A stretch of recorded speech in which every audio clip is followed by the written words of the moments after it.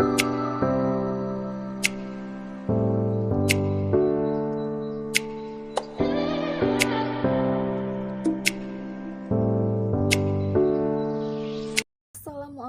warahmatullahi wabarakatuh.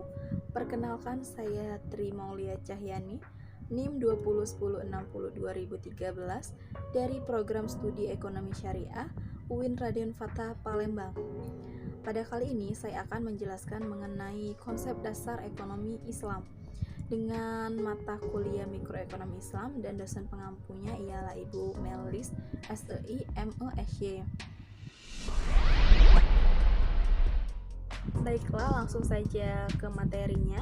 Tapi sebelum membahas mengenai konsep dasar ekonomi Islam, di sini saya akan membahas mengenai perbedaan masalah umum antara ekonomi konvensional dan ekonomi Islam.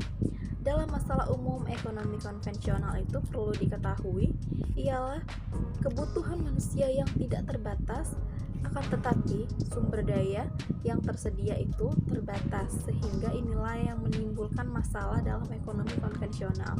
Sehingga dalam siklus konvensional itu ialah memaksimumkan profit melalui pasar yang bebas atau yang sempurna, atau dalam intinya itu adalah free market. Inilah yang sering terjadinya monopoli pasar.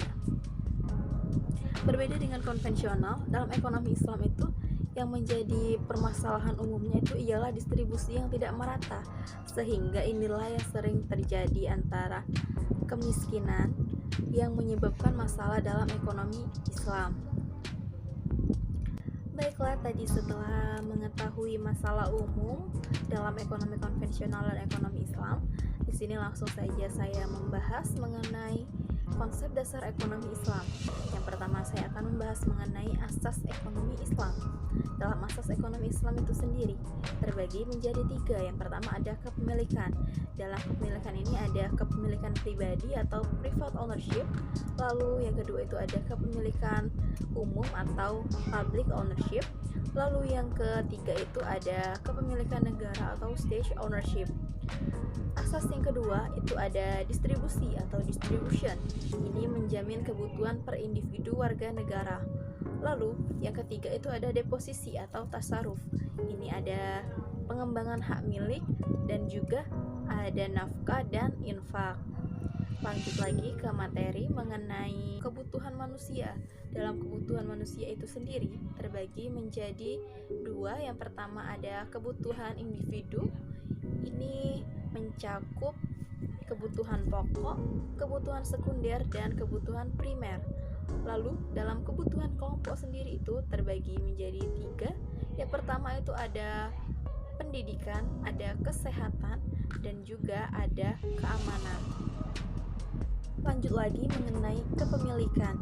Kepemilikan sendiri memiliki definisi, yaitu izin pembuatan syariat atau asyari untuk memanfaatkan zat barang dan jasa tertentu yang menyebabkan pemiliknya berhak mendapatkan kegunaan utility dan mendapatkan kompensasi darinya. Lalu bentuk kepemilikan itu sendiri terbagi menjadi 3. Yang pertama itu ada kepemilikan pribadi.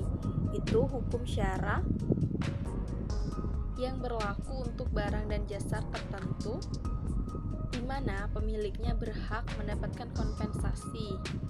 Untuk kepemilikan umum, izin pembuatan syariat atau asyari kepada kelompok untuk memanfaatkan benda secara sama-sama.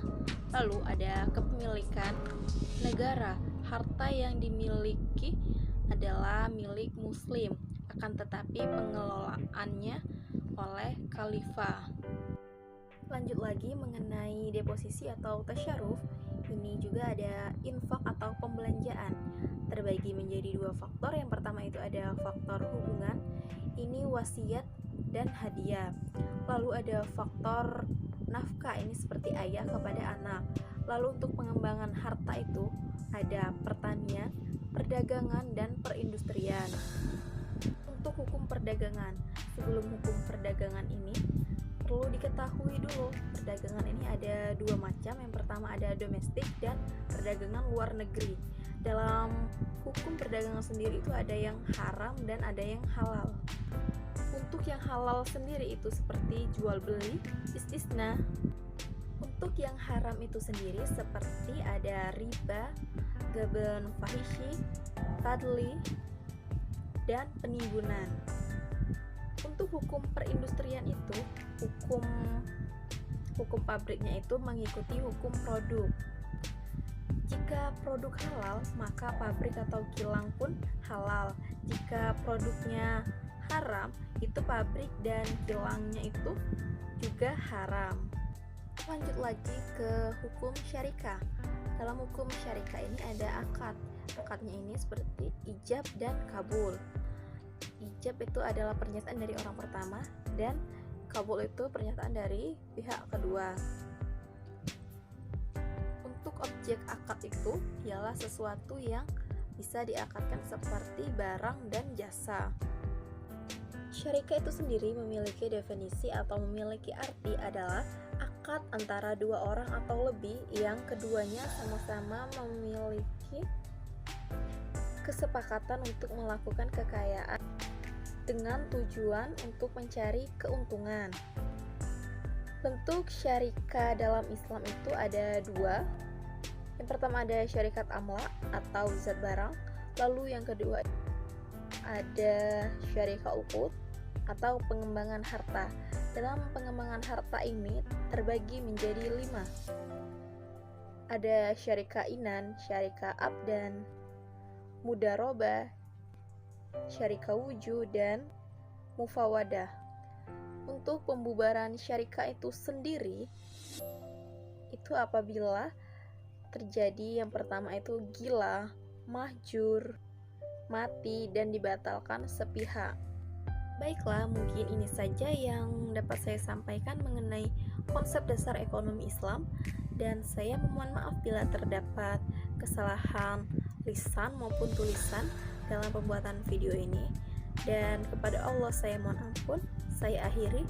Wallahu muwaffiq ila aqwamit thoriq. Wassalamualaikum warahmatullahi wabarakatuh.